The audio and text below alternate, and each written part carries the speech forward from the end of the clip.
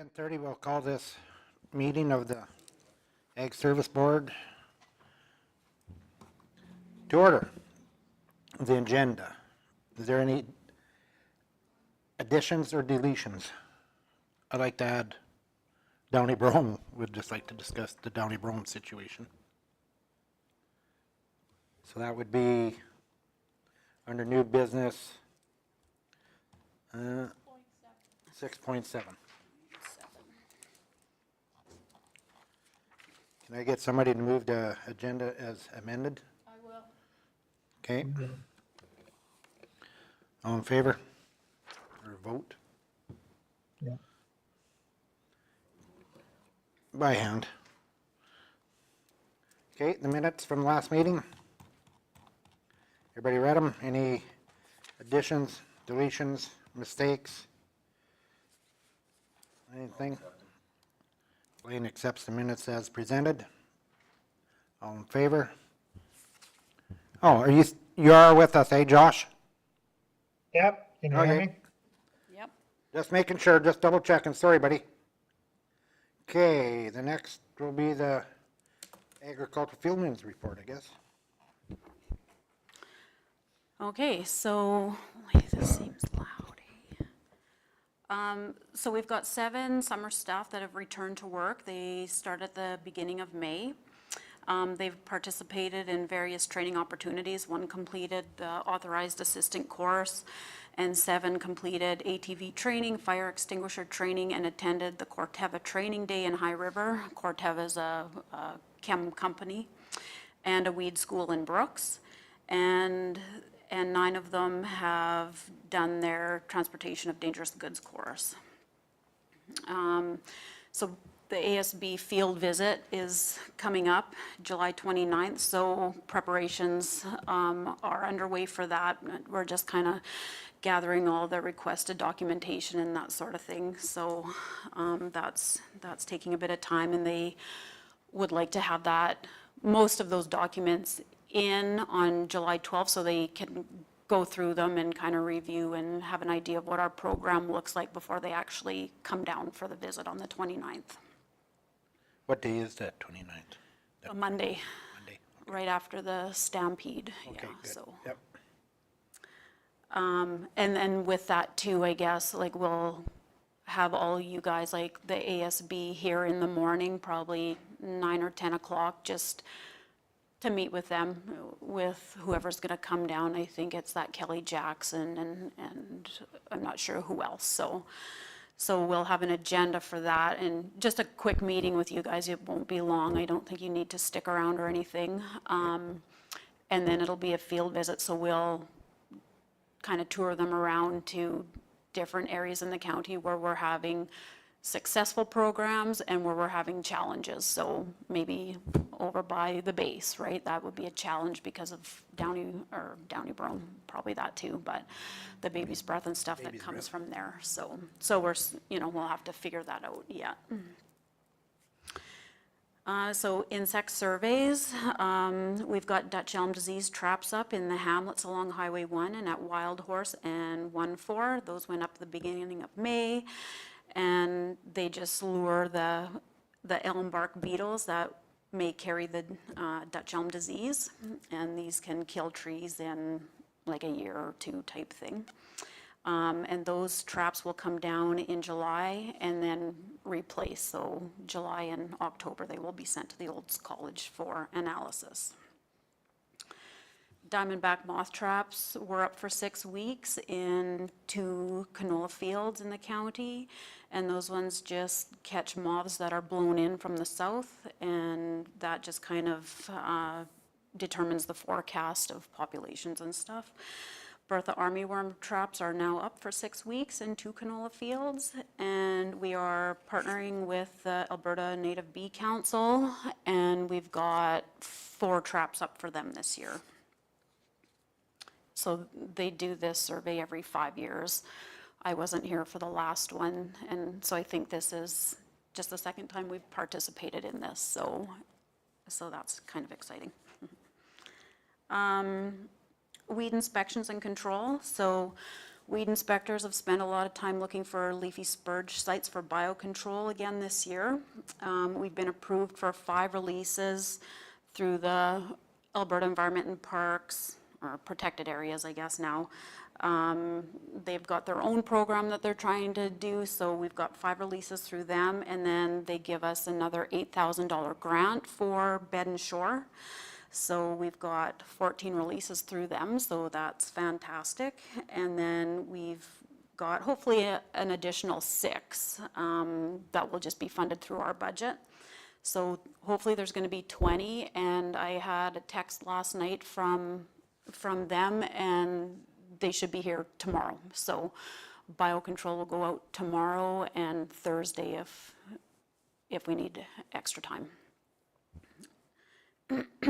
So we've inspected and found German status growing on May 14th. They were out. So this is the unregulated plant that seems to be invasive in the county. The crew had dug out many plants in that spot that was kind of up in the 41A area, Vinerville sort of thing area. And then there was a few other sites that we had reports of this weed, but when they went to look, we didn't find that there, so that's good news. So they've also inspected for hoary cress, baby's breath, scentless chamomile, diffuse spotted and Russian knapweeds. Field bindweed and toadflax will still be coming up, of course. And we found another spot of black henbane over by the Suffield area. So we're kind of finding that in random places now, it seems like in the ditch. So just kind of keeping our eyes open for that. And we've been asked about burdock control. What else is here? Yeah, okay. So downy brome is widespread again this year, and we've been dealing with it on complaint basis, really, and in areas that we've known it's been really troublesome the last few years. So we've spent a lot of time spraying herbicide with the truck on the road edges this year. So this is a pre-emergent herbicide. It's Esplanade, so it will stop the seeds from germinating next year. So you won't see results of, you know, downy brome dying this year or anything like that, but it will stop the seeds from germinating. So the soil conference, so this is the Western Canada Conference of Soil Health and Grazing. It will be December 10th to the 12th in Edmonton, and we have this in our business plan that we will pay for the registration for one person to go. So I just noticed that this was advertised, so we'll probably, you know, look into that and, I don't know, put it out on Facebook or something again to determine who's gonna be the winner of that type thing. So we'll work on that. Accommodation, travel, parking, extra meals not included in the registration, banquet tickets, and any other expenses will be at their expense, so not part of our fee. Go ahead, Blaine. I was just gonna ask, we did that last year, didn't we, that soil card? Did we have somebody go to it last year? I forget. No, we didn't. I didn't get it advertised in time. I didn't Okay. see it out. Because I thought I remember talking about it. Yeah, like we have talked about it, but this would be the first time that we actually, That'd be good if somebody could hopefully try to go. That'd be yeah, so we It's did do. it's only every 2 years. Right, yeah, and we'd, plan for it to be every 2 years that we would do this. And same with the Farming Smarter Conference too. We had it, that we would do it every 2 years, so if we could offset those, but because I missed the soil conference last year, I thought, well, maybe we can get that one in this fall too, so. And we inspected one seed cleaning plant. It was a mobile unit this spring. And then I just threw this in here too. I'm not sure if you guys have seen it or not, but the Agricultural Processing Industry Directory is now available on alberta.ca at that link there. And it's kind of neat. It's just got a bunch of different businesses in Alberta that, you know, are selling their products and stuff like related to agriculture. So it's kind of cool, I thought, but. And I guess that's everything.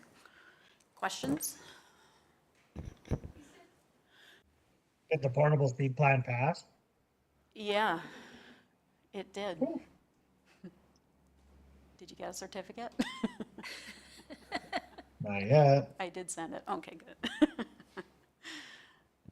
So that herbicide for Downy Brome is Esplanade? Lemonade, yeah. Oh, okay, okay, Yeah. thanks. Where are the leafy spurge bio releases gonna be?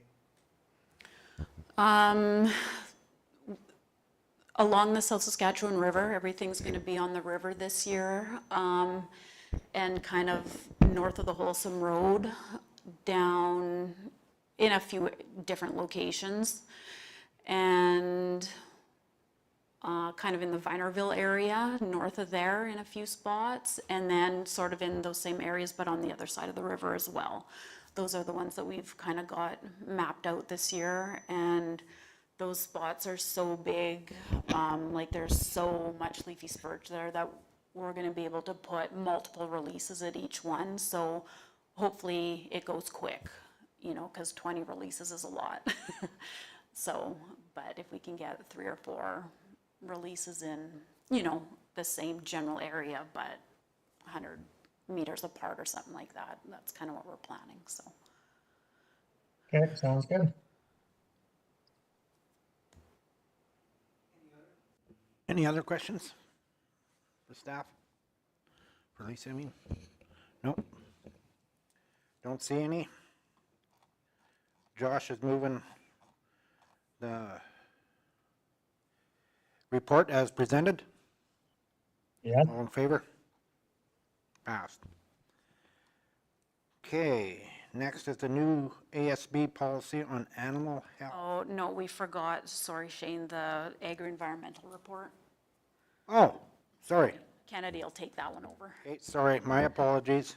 That's okay. So there was a youth range days planning meeting on March 25th that I sat in on.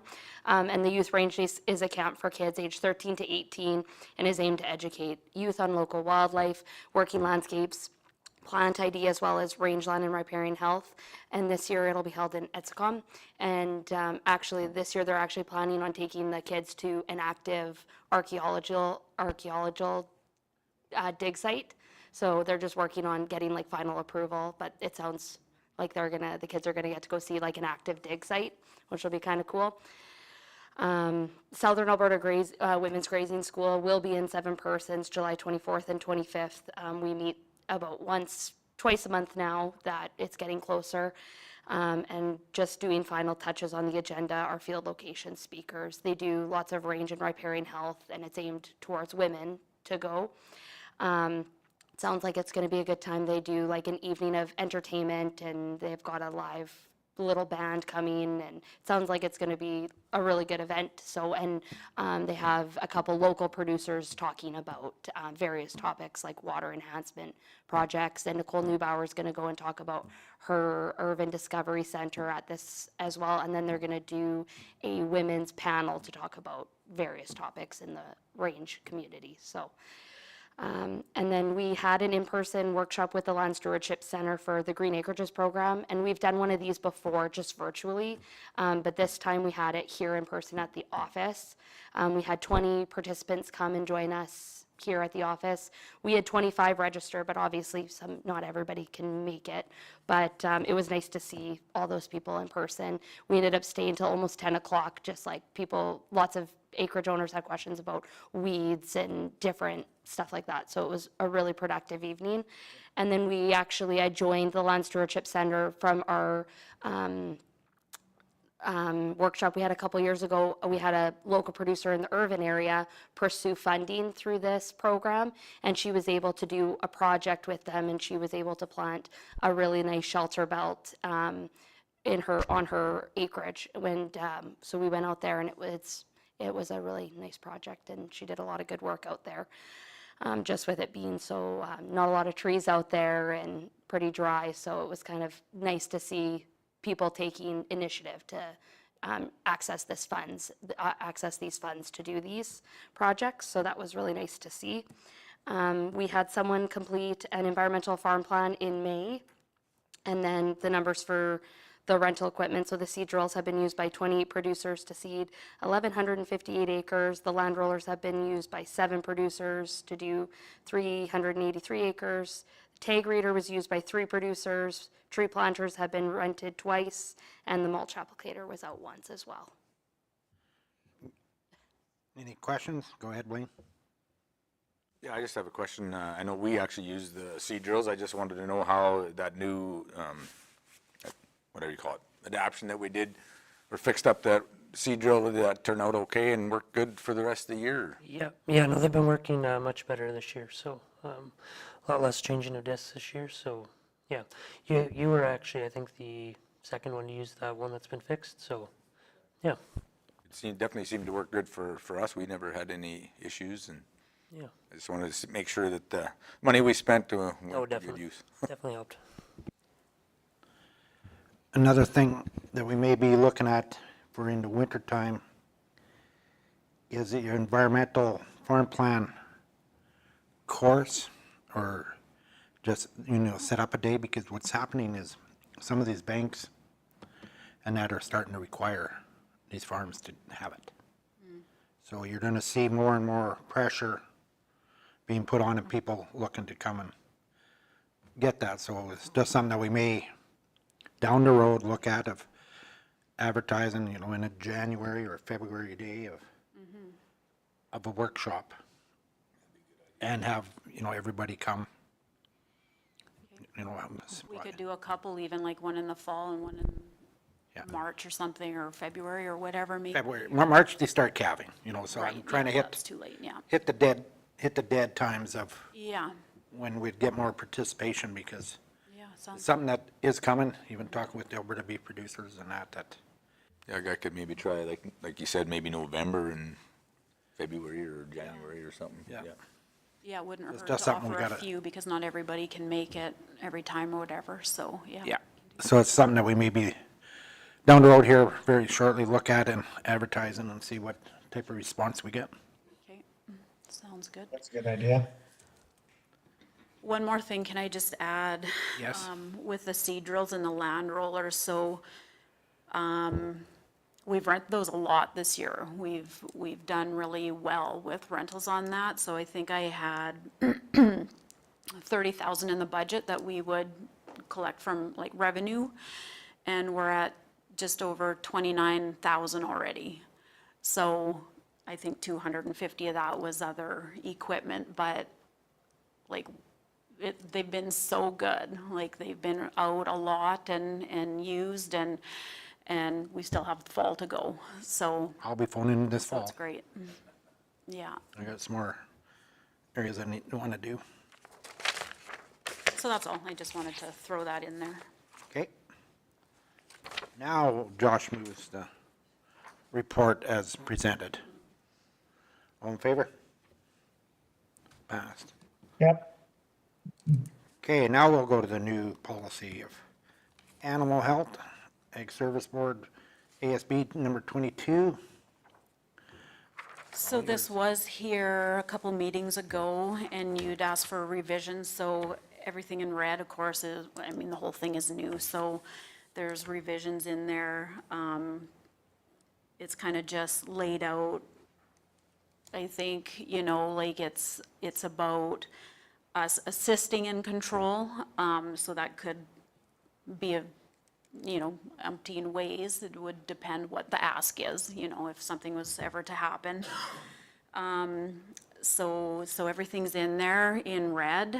I also put in green at the end, just applicable legislation, so we can take that out or we can leave it in. I just thought it's nice to kind of know where some of it is actually coming from. There's many acts that, it falls under type thing, so the Agricultural Service Board Act, the Animal Health Act, and then regulations, of course, so kind of up to you if you wanted to leave that information in just for information or just to take it out. Either way is fine with me, so. I think, my opinion is it can stay in. Yeah. Yeah, it's really good. Anybody have any concerns or questions? No, it looks good. No, I think it looks good. I actually got a little concern.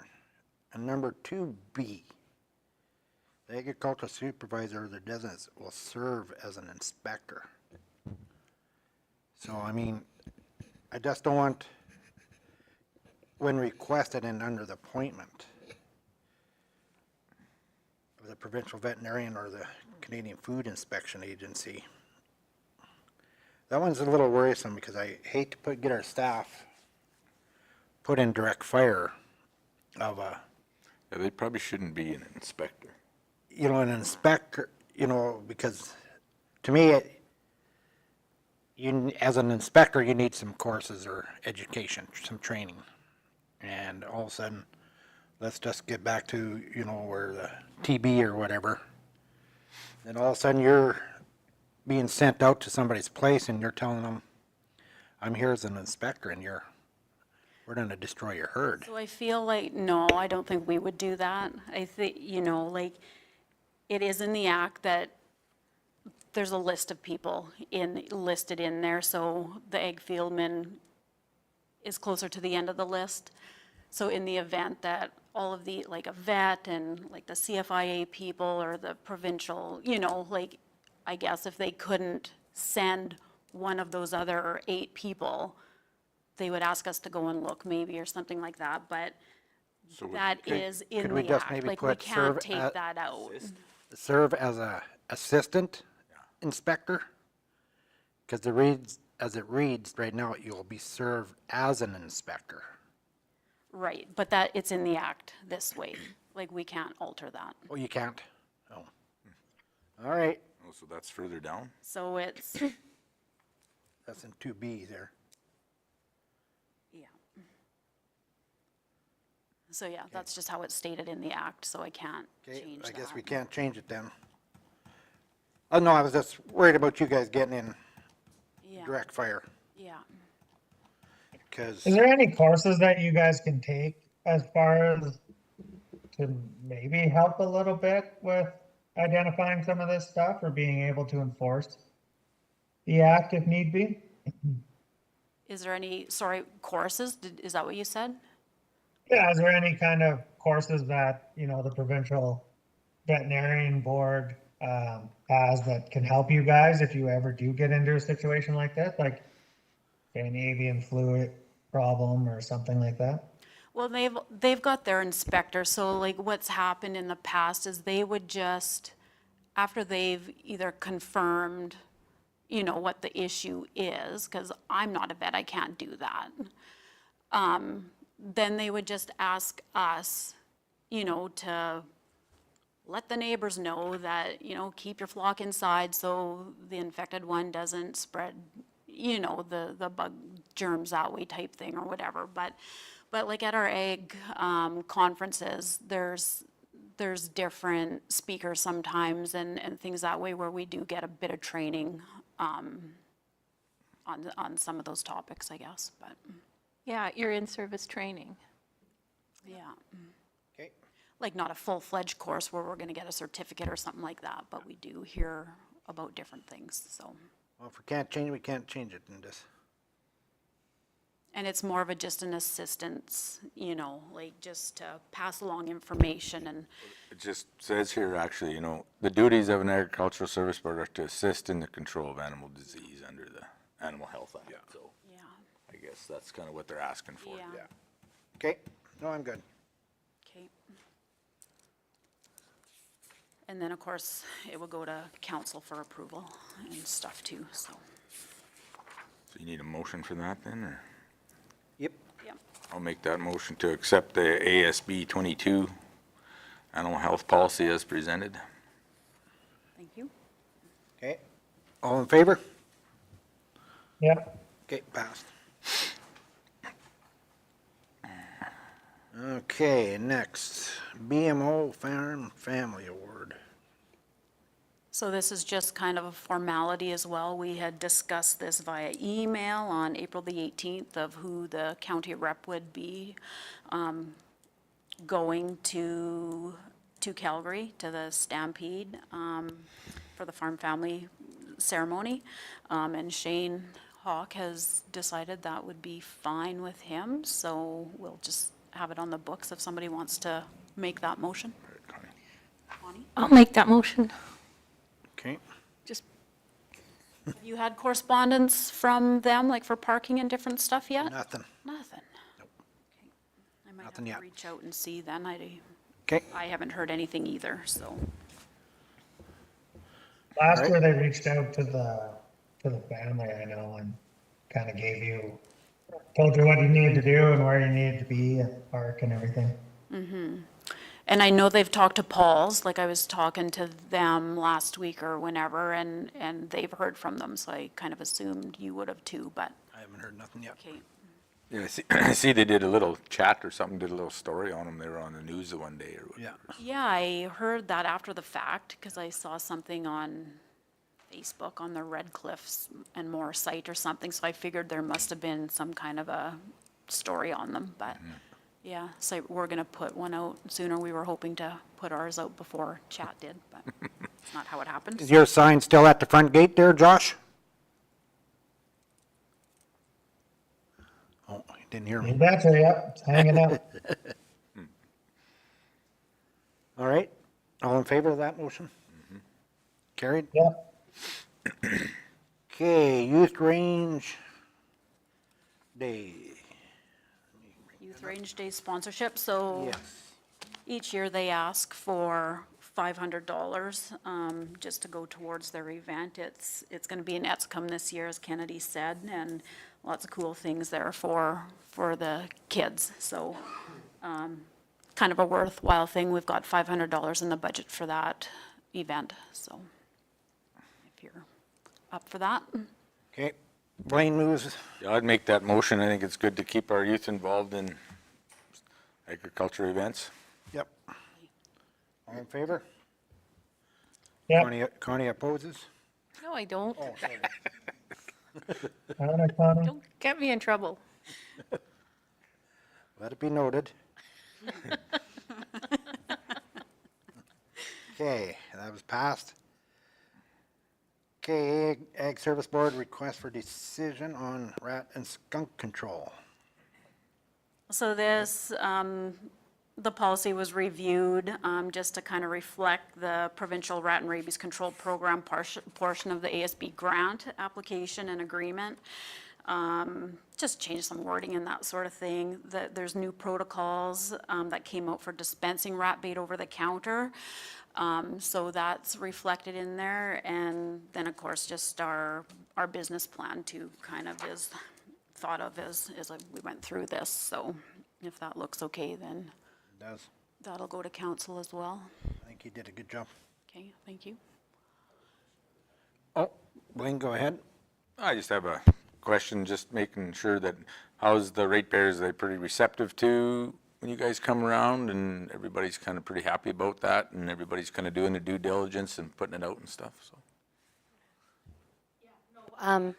Rats usually, like our inspections, we do twice a year and stuff.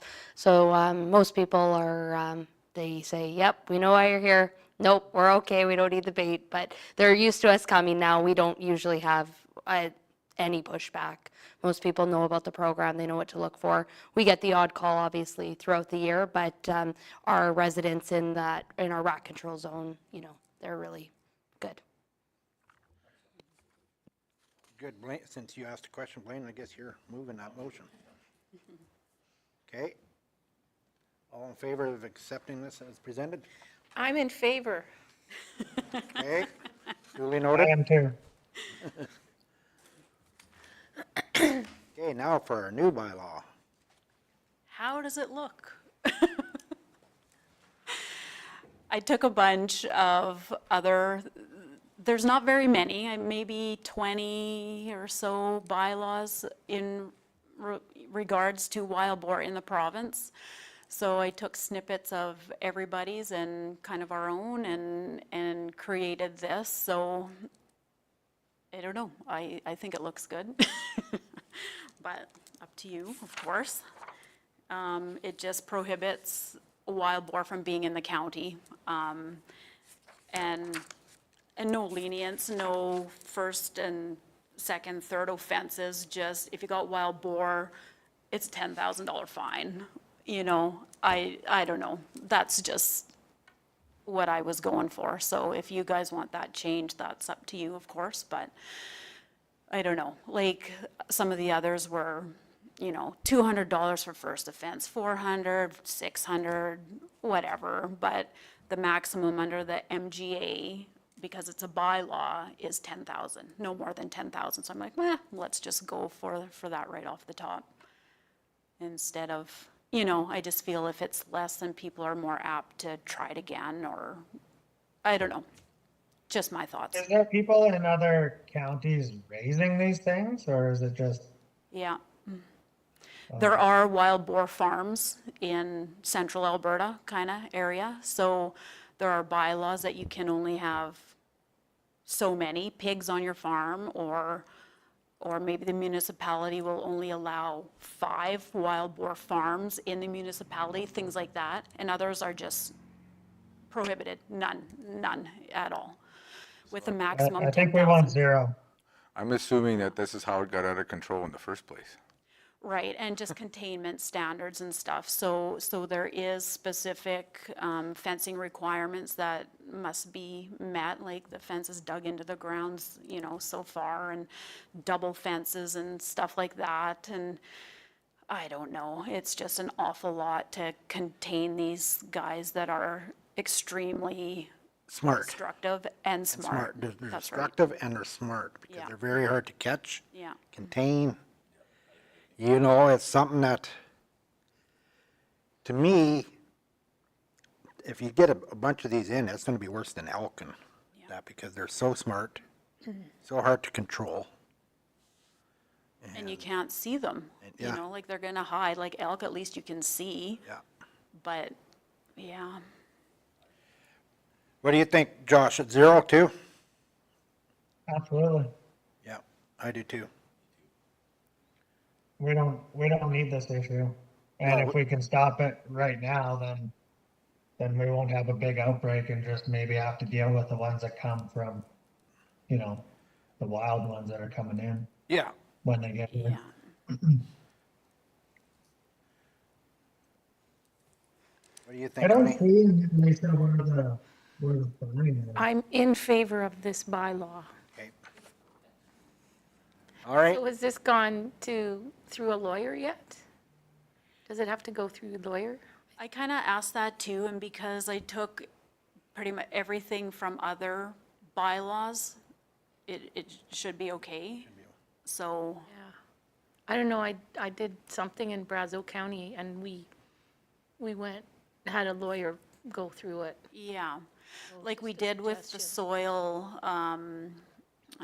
erosion bylaw, like that was all through the lawyer, and I mean, the wording is the same in those instances. I mean, obviously it's specific to wild boar instead of soil and roads and stuff like that, so it wasn't sent through the lawyer, but it could, I guess.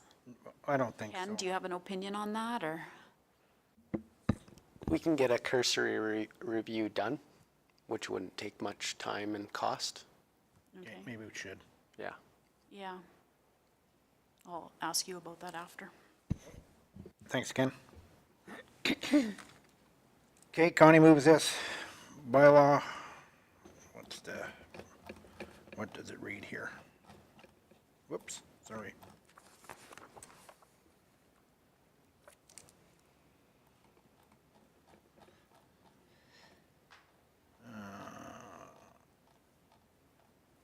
The ASB will move to accept the proposed bylaw, prohibition of wild boars within Cypress County as presented and sent to council for approval. But first of all, we'll send it to where Ken said. Yeah. Connie made that motion. I did so. All in favor? Yep. Carried. All right, next one.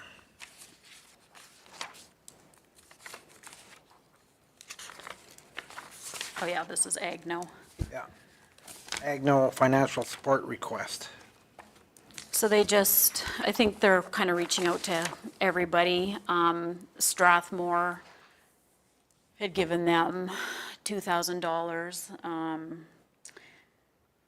They're between grants, I guess, and looking for funding for wages and continued development in community events and resources is what they have here. So, yeah, I don't know why there's a gap, really, you know, aren't things funded for the entire year to cover these sorts of things, but this is the situation, so. Yeah, I don't know if this is necessarily Ag Service Board. You know, the resolutions came through the Ag Service Board conference, but is it us, is it council? You know, just kind of wondering what your thoughts are too. So you're thinking this should just go through Alberta Health and not through, Well, I mean, I don't know that, well, I don't know, like, why are municipalities sponsoring this when, you know, it was something that should be funded directly from, yeah, Alberta Health or Alberta Ag or whoever it is. yeah. Go ahead, Blaine. Yeah, I agree. I think it should be, you know, through a different organization. I mean, as a county, we already kind of have a service that kind of, what do you call it, looks at these situations, like, I forget what it's called again. I know when Jeffrey was here, there was a thing they were setting up for different communities for people that had Through issues, mental health issues or whatever. FCSS, is that what it's Yeah. through? Is it Probably. through that, maybe? I think so. So, you know, I don't think personally that this was a Ag Service. Ag Service Board, that money to be used towards something like this. I would, mean, I I would think- take it as, use it as information and, Okay. And I think it's a bigger picture than just the Ag Service Board. I mean, it'd be the county. Like, I think it's a great thing to have, you know, like for Alberta, like to offer this to farmers, like it's fantastic. They got a good website and all kinds of resources and stuff, but I don't know. I think it's strange that Ag Service Boards would be funding, Yeah. you know, helping to fund this in between grants. I just don't understand why there's not a grant that covers the whole thing, but. I agree. You got opinion on it, Josh? I think it looks like a really good program, but yeah, you're right. It should be a provincially funded thing or municipalities, not Ag Service Board. Yeah.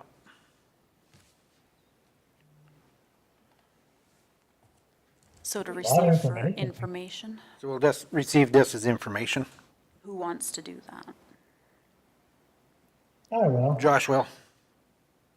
Josh moved for information. In favor? Okay, resolution grading response. Did you find the spreadsheet in the ag folder? I forgot to mention that.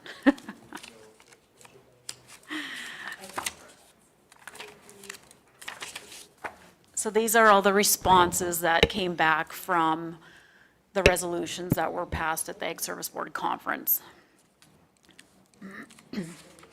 So we go through them. I like that picture. Oh, that's cute. That's no wild boar. No. And then I kind of maybe should have had their responses, like the provincial committee goes through and gives their thoughts, their grades on each response, so that's, I'm trying to find it. It's on page 27. So, I don't know, when I read through them all, I do agree, I think, with all of them. The ones that are incomplete is because they didn't get a response at all, type thing. Yeah, so we can go through them all if you, if you like. Well, it's kind of disappointing that they haven't responded. I mean, this conference happened in January and we're in June. So how long does it take to look at I know. a resolution? Yeah, exactly. And was it the same? Yeah, it's always the CFIA that doesn't reply, and, And now Alberta Transportation. yeah, that one too, yeah, that's right. And I mean, accepting the response, like, for some of them, like, it's because it's a good response, like, there's lots of information in it, and it addresses the ask. Just because we don't like the outcome doesn't mean it's not a good response, right? So, like, with the strychnine and things like that, so. You know what, just a comment, I know under the agriculture equipment, highway signs is incomplete, they haven't got a response. There's so many signs out there already with, you know, slow down, flashing lights, workers. The motoring public misses a lot of, and if there's too many signs, they ignore them. And it's a known fact. It really is.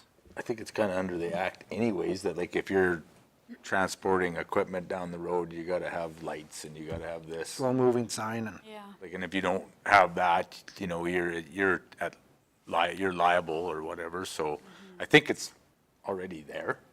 and even just the slow-moving sign is there because South Rock, when I was working there, we got a ticket. One winter day as we were bringing our payloader from the shop down to clear Murray's parking lot after a snowstorm. And we didn't have a slow-moving sign on it, and he went down the highway. So, I mean, it's in the regulations that if you're going down a highway, you need a slow-moving sign. And to put up big signs all over the highways, I don't think it's gonna do any good. Because people will miss and it's your slow-moving sign and a flashing light or your flashers on. You're doing your due diligence. But if you don't have a slow-moving sign and you're in an accident, you're liable. And we found that out. I think at the conference, I don't know if we supported this one or not, did we? I don't think we did. I know we talked about it. I don't think we did, either. Josh.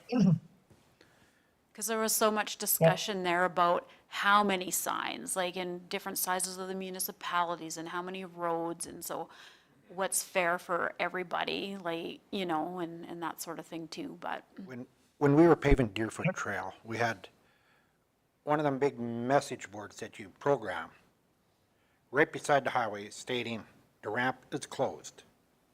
And I had it close enough that their car mirrors just about hit the sign. And you wouldn't believe the amount of people that tried to use that ramp because they didn't see that sign. And it is one of them big message boards. Yeah. Right there stating closed. So, I mean, to put up another sign down the highway when people are doing 110 or 100 kilometers an hour, they're not gonna see it. It's just a waste. I'm pretty sure we didn't support it at the conference, Yeah. so. And all the rest, I mean, I can see they're accepting as in principle and accept the response. And yeah. like you said, we may not like the response, but At least they replied, and at they, least they replied. I mean, we've always been after to try to get the strychnine back, but we know that ain't gonna happen. But I can see this being helpful in areas that are kind of remote, where there isn't a lot of signs anyways, and you're not really thinking, it does jump out at you, and it's kind of like the playground zone signs, like it's just a reminder there. I don't know, I thought it was a good idea, but I'm not the one putting up the signs. well, and if they would reply so we knew what they were thinking, like. Well, exactly, is it just a cop-out? reply, Like, we yeah. don't want to provide signs, like they And this is don't have why. the budget to give us signs, or what, like, we don't know, so. We wouldn't be able to put signs up. See, I know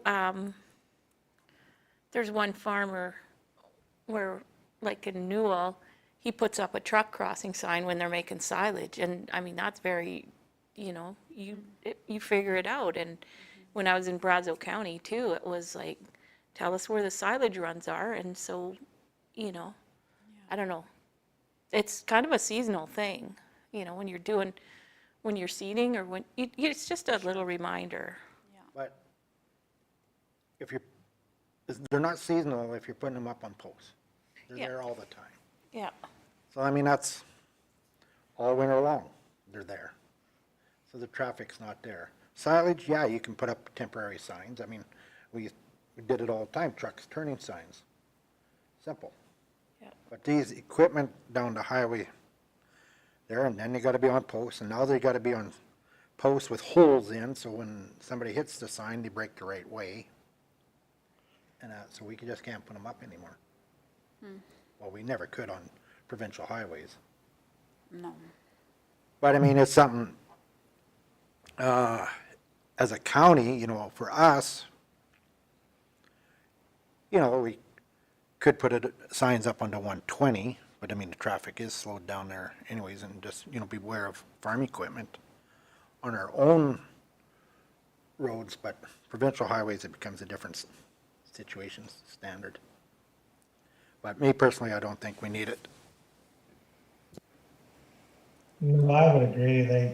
Nobody's gonna see it anyway. Like a school zone, you know it's a school zone and it's been there for 20 years, but you know, there is so many signs out there. And especially in our area, the provincial supervisor for this area, when I worked for Volker, loved putting signs up. And, there's just getting to be too many and nobody's paying attention to them anymore, I think. I agree. What about just a thought, like what if we had, whether it was Ag Service Board or Municipal Works, had signs, you know, trucks turning or something that producers could rent, you know, that they could use. I don't know how utilized it would be, but during the silage runs or the potato runs or whatever, I don't know how utilized it would be, but, you know, something temporary. Yeah, possibly, that could be. Yeah, To look into. that's a good idea. Yeah. But that's something we'd have to bring through council to Public Works. Yeah, I don't 'Cause think it's they'd an have Ag to Service Board thing. Go on a tripod, Yeah. you know, just truck turning signs. For when they're coming in and out of the approaches of, you know, on a silage runner. Potato It's runs, not a bad sugar idea. beet runs, yeah. We don't there's have a that lot. here yet. Well, there's a few potato fields. If you- Silage, definitely. No, it's something we can bring up at council with Public Works. Yeah, that might be a counselor question. Yeah, Well, if that's what we're talking about, but we were just talking about the grading right now. And we're just, yeah, like, we don't, I mean, we got off subject here. these have gone to the province, so we're just focusing on the response that we got back. Like, Right. we can't change this Yeah. resolution anymore. Anyway, so, I mean, it is, if it's incomplete because they never responded, it's incomplete. That's right, and like, there's nothing to grade. I guess what we could do though is, as a board there, try to push it forward to get a response. And that's up to the provincial Yeah. committee now, like the ASB provincial committee, like they're the one that looks after all of this. So they'll put pressure on. I think they keep these on the table for 3 years, 3 to 5 years, one or the other, I think, so. We'll see So what they'll happens from keep there. hounding until they get something. Yeah, so we agree that it's incomplete. Yeah. Yep. Okay, Okay, so resolution 224, they have decided that they accept the response in principle for this, which makes sense to me, and they list all kinds of programs that the Alberta Ag is, you know, has available out there and that sort of thing. So it seemed like a good response, I thought, personally, when I read it. In principle, of course. yeah.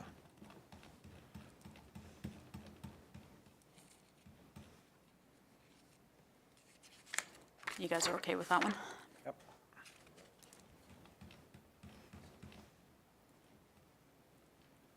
because then we'll, like, there'll be a spreadsheet that we'll just put in our responses and send it to them, because it's, you know, sometimes people have very different ideas or whatever, and then they compile everything so they can do a final response that we'll review at the next, this fall, I guess, or whenever, so. Okay, so the creation of livestock production insurance, they had accept in principle for that one as well, which seemed reasonable to me. SCAP, and they've got a pilot project that's being undertaken to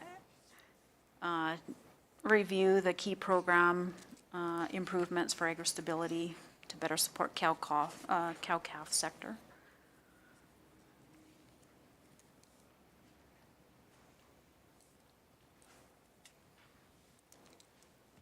Did you have different ideas for that one, or that's okay? No, that's, Okay, that's good.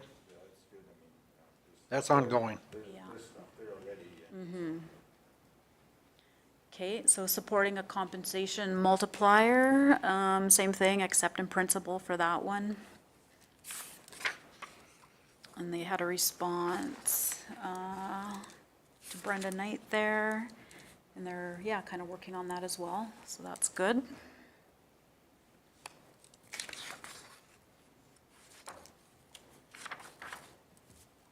Okay, and the wild boar, so there's a couple things there, and they accepted the response. There was, yeah, good information on that one.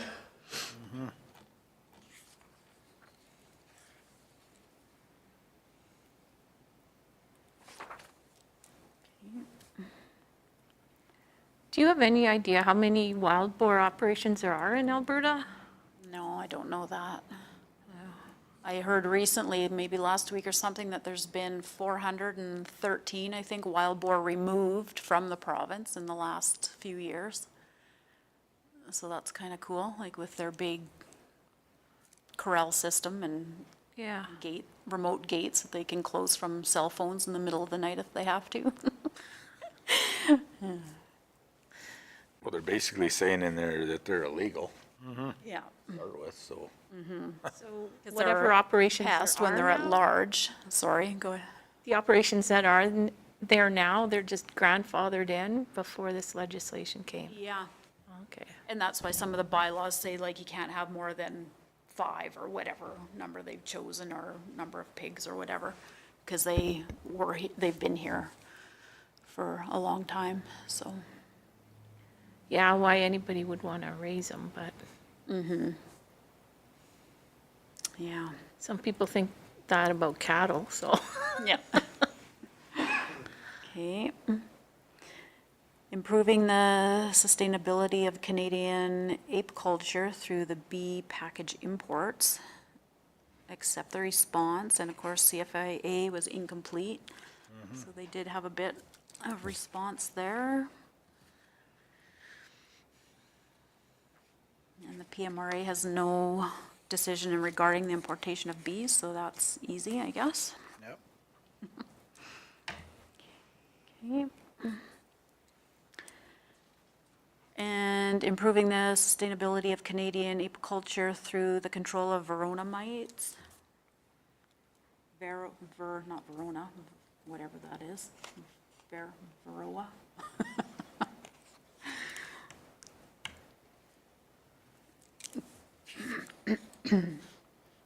And again, the PMRA does not conduct research, as its mandate relates strictly to the regulation of pesticides.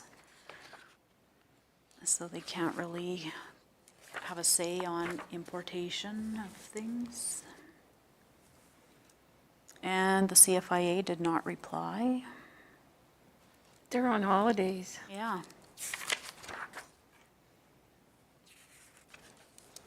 Okay, and strychnine, they accepted the response because there are alternatives, so because of that, there is no reason to, go for an emergency registration, basically. So that one is fair as well, even though we might not like it. And support for the export of live horses for slaughter.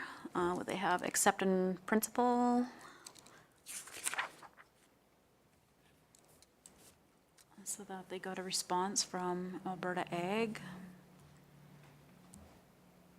That seems okay. And then the last one, oh, yeah, okay. Financial sustainability for Field Crop Development Center, and they accepted the response for that as well. Just an update on that horse. The export of live horses for slaughter.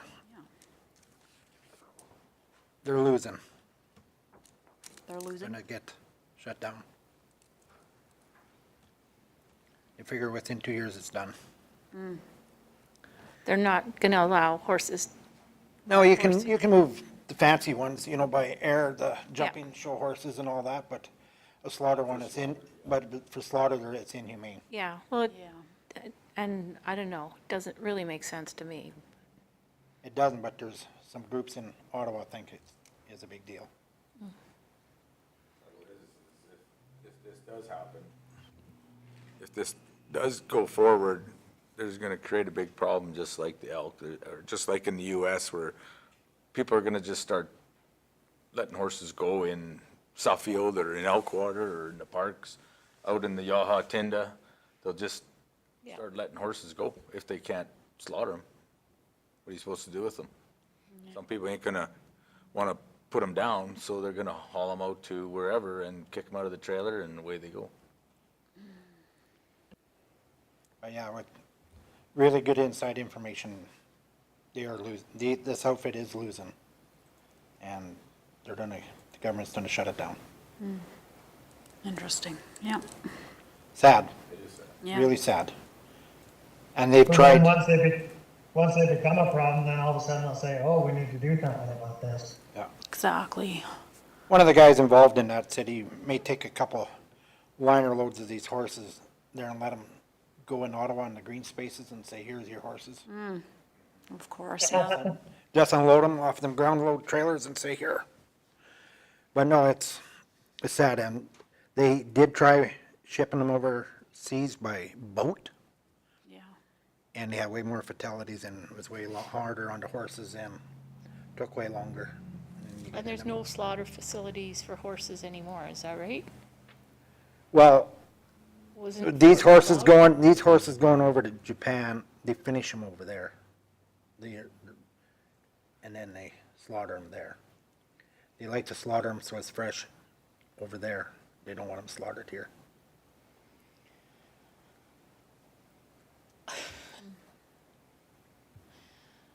And that's Japan, That's the way it is. want it fresh. Yeah. That's the way it is, and that's what they want. So raise the horses there for slaughter. Yeah, they can. I mean, all this is saying that we can't, the industry won't be able to fly them over there anymore. So in Japan, they can raise their own. I mean, they can do whatever they want. Yeah, yeah. No. Okay? Okay, And what else? and the last one, Financial stability for Field Crop Development Center.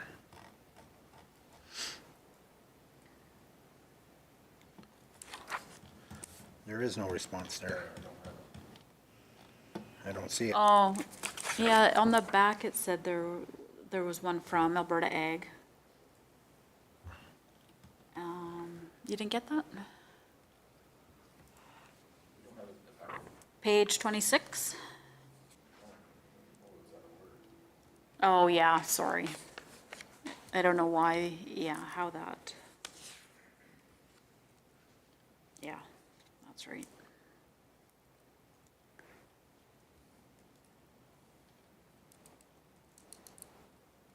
Okay.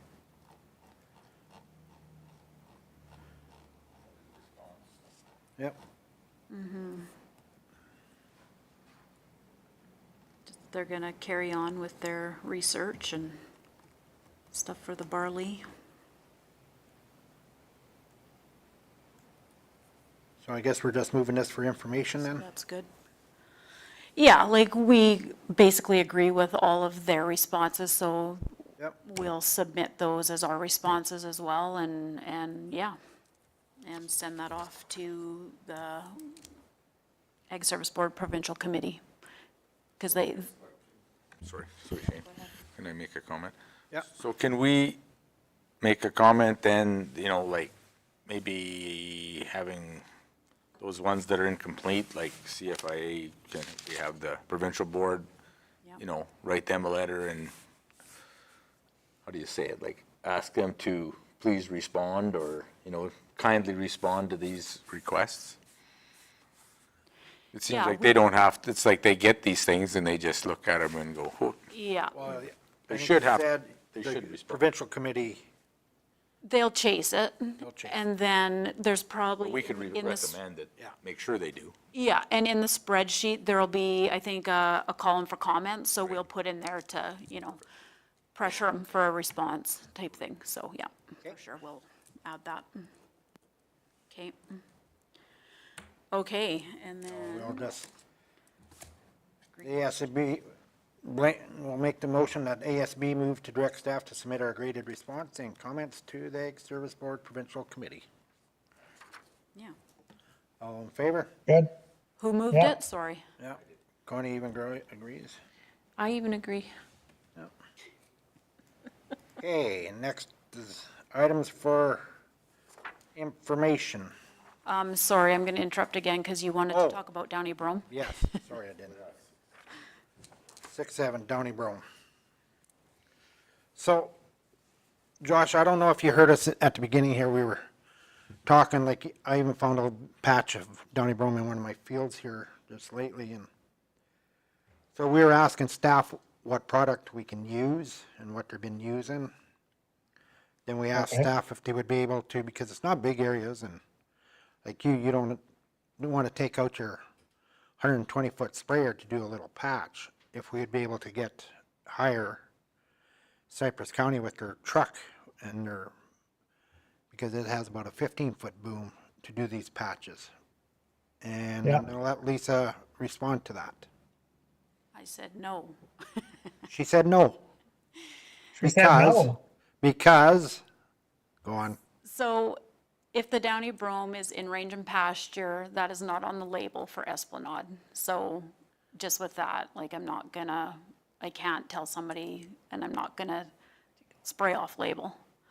So just for those reasons, I said no, kind of right off the hop there. Yeah, you can maybe buy it because you're a farmer, you've got a legal land location, and then you could spray it, you know, you could maybe rent some equipment from somebody or a neighbor who's got a quad sprayer or something like that. Or if the patch is small enough, another great option is to take a mower with a bagger and to mow it, Yeah, we used to pick it and put it in bags, yeah. when I was younger. The other option is to burn it, but I don't recommend that right now. Yeah. No, and Downey Brome will be the first thing to grow back after a fire, so that's really, really not recommended. What, do you know what other counties, what they've been using or what they use too? So I know Newell has had, I think it's a 5-year program where they use Roundup. And then they have to go back and back and back because as soon as you kill everything, it just opens up for other weeds. Yeah. So that's very intensive, extensive work, 5 years to get it back, you know, everything controlled and then plant seed, you know, grass seed again. And otherwise, there's nothing, like you really can't do anything on range and pasture. I mean, different story if it's in a stubble field or something, then Roundup or, you know, whatever. There might be other agricultural products though, to be honest. Like I haven't looked because we don't spray on agricultural land typically. So, you know, their Simplicity, I feel like it was on the label for that, but I'm not really familiar with that herbicide, so. And what Got was like the, Grazon or something like that, is that just a broadleaf? Broadleaf, yeah. go ahead, Blaine. Well, so you're to your comment earlier, this esplanade or whatever you want to call it, it kills the seeds, but it doesn't kill the plant. Is that what you're saying? That's right. And it's not registered for It's not registered for range and pasture. range and pasture? It's registered for rights of way. So, But, I mean, you're still, sorry to interrupt, but you're still, so you think a producer could get it because because they can get anything. they can get anything, but it's not killing, like if you've used it, and it's not killing, you're spraying right of ways and you're spraying the road allowances, and it's not killing the other grasses that are there, so it shouldn't be that harmful then for a producer to use, just a matter of figuring out a way of applying it. That's right. It's not harmful at all. It is, in the United States, it's registered under a different name for range and pasture, and they're finding great success. Like they're finding that it works up to 5 years. Oh, good. So typically, we're behind the ball again in Canada. That's right. So there are trials, like Cypress County has participated in a trial. So they're working at it. They're working towards it. But again, it's the PMRA. Question then, is there an ability for a producer to apply and to participate in this trial? If they're still doing it, yeah. Like it's got to be big enough, like a big enough area. And we would, I don't know how that would work, I guess. I was going to say could do it for you, for them. That's what that was my question. So But it's strips. Like we wouldn't spray the whole thing. They want to see strips to see that it's working from year to year. Like here's the spot that's sprayed and here it wasn't, and so. It'd work up, let's say, in that piece up in Crescent, but for you, you want to kill it all now. You just don't want to leave us. No, I wouldn't care. I mean, honestly, in this field that I have it in, I mean, I would like to participate in this, and I would like to see if the strips, if it would kill certain areas, because it's not like the whole field. It's a spot here and a spot there, and if they could do strips in it, that'd be beneficial for, as a study. So maybe we could push CFIA, because that's who controls it, and getting it registered for Canada. Yeah. Yeah, like I can ask, who is it? Bayer? Yeah. Bayer Crop Science, Enview now, I guess. If they're still wanting participants type thing. She was going to come down this week or something to kind of check out what we've done a couple years ago with that. So I can see, because then they would provide a jug of chem or whatever, but. So, yes, I'd like you, staff, to find out more about that if we could. And when that person comes down and looks at our test sections that we did already, that you share that information with the members of the Ag Service Board, so we know, and then we can tell other people too, neighbors that have concerns. So when you spray this and it's Really, gonna, really, sorry, go ahead. Go ahead, Connie. so you spray this, it kills the seeds, it's residual for 5 years? So does that prevent you from planting other grasses there? So it's like a barrier. So it's going to go in the soil and it's going to sit there. So it's going to affect annual seeds. Downy brome is an annual plant, so the root system is very shallow. So it's going to stop those seeds from germinating, and it's not going to affect the perennial grasses like Okay. all the others, the other bromes and the ryegrass and all those things. The native grasses, they've got deeper root systems, so it doesn't affect those. So yeah, like as long as that barrier isn't broken, so now we're spraying on the side of a road, but if a grader goes to grade it now, it's wasted. It's done. Like as soon as that's broken, it's whatever's there is going to grow. So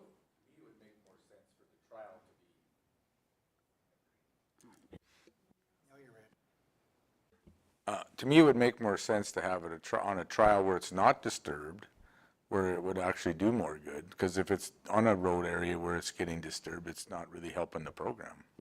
right, so the trials are in range and pasture, because that's what it's not registered for, so that's where they need the information.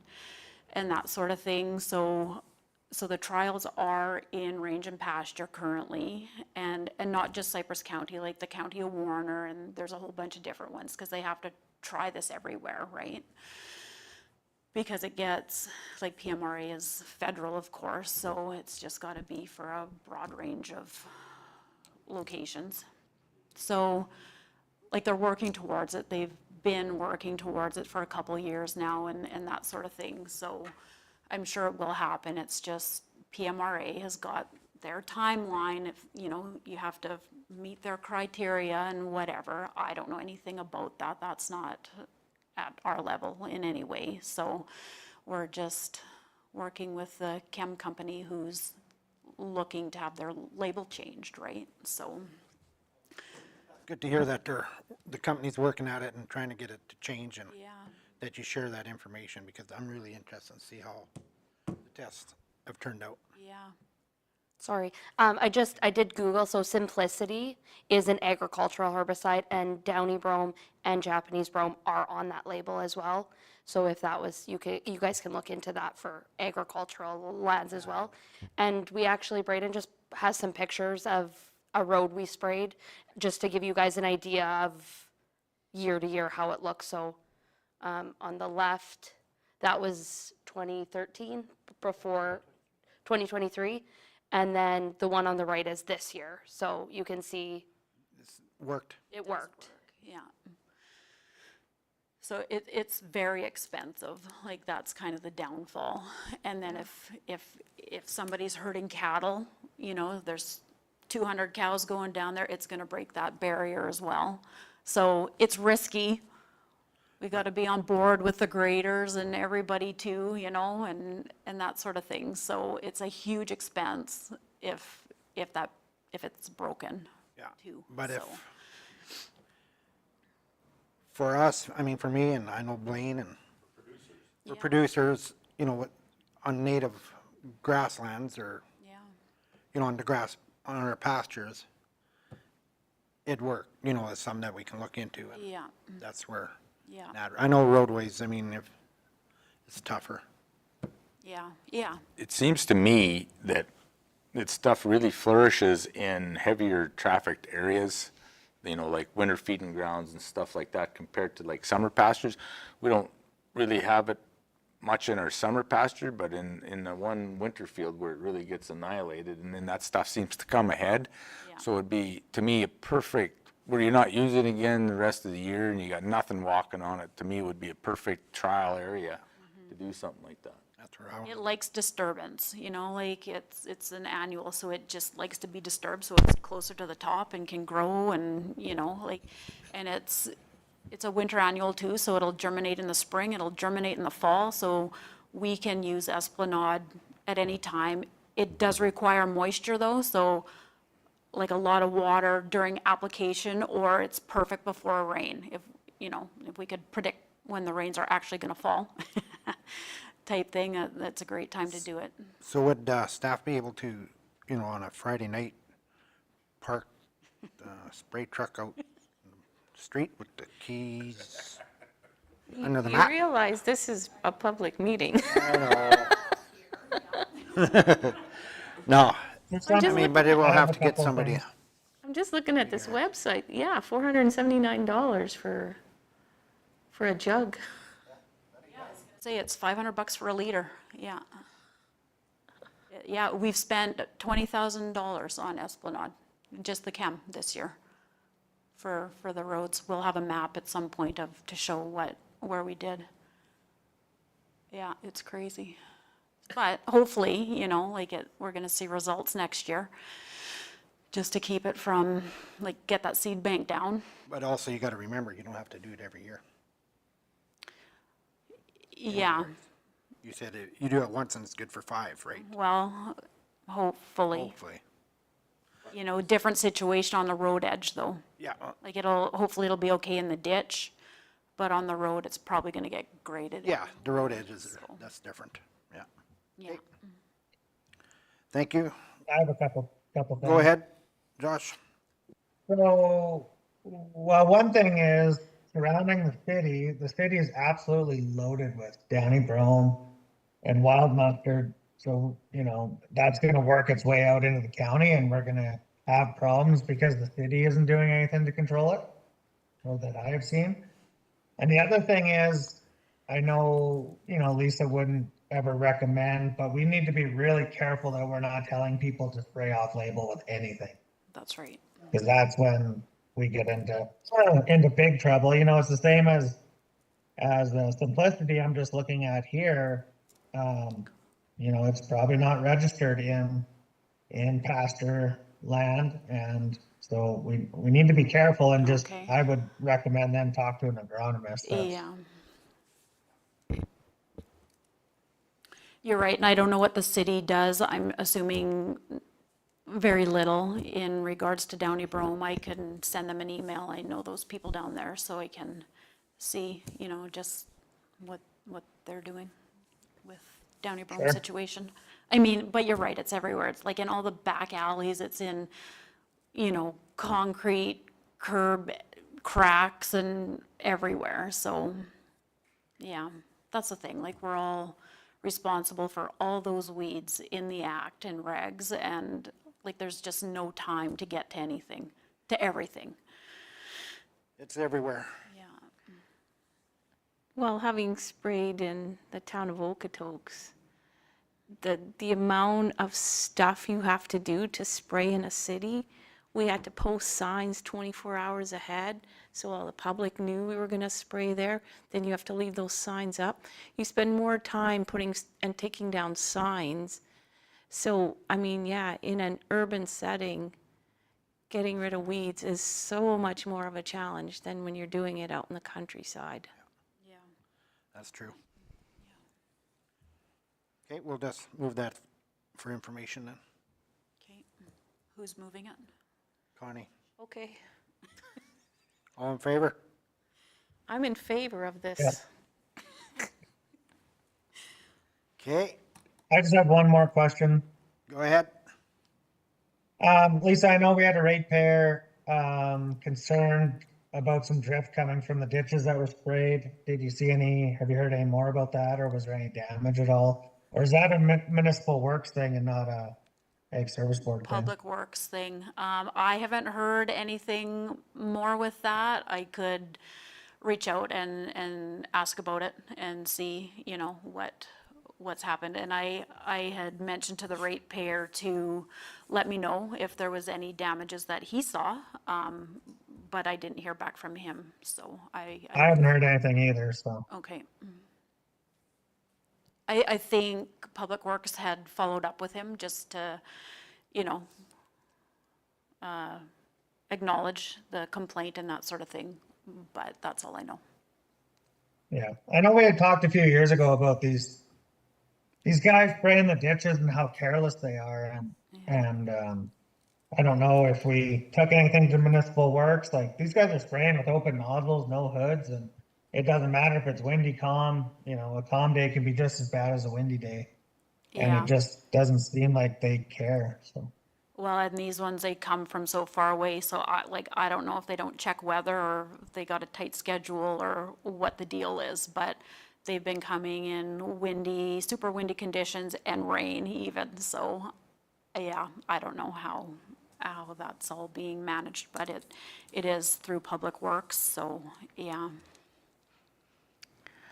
Yeah, remember my reg loan experience? Yes. Anything else? Okay, Nope, not for me. okay. Well, might as well adjourn the meeting. I Yeah. All right. mean at. No, that's just for information. Yeah, that's just information. I'm That's just just trying to information. see if there was something, I mean, it's just letters and that sort of thing in there, so you can read those and, you know, yeah, so. Yeah, So, there's yeah. lots on the Weed Control Act on how it's Yeah. gonna really affect some municipalities. Yeah. Yeah, so we'll have to wait and hear back from that whole, you know, they've been doing surveys and different things, so I'm not exactly sure where that's at the moment, but, yeah. But yeah, I don't have anything else unless somebody else does. I don't. Well, thanks for joining, Josh. Yeah, Josh, Absolutely, wouldn't miss it for the world. So Josh, who was it you gave my name to at the Stampede to do something? June Thompson. You'd be perfect for that, actually. What was it?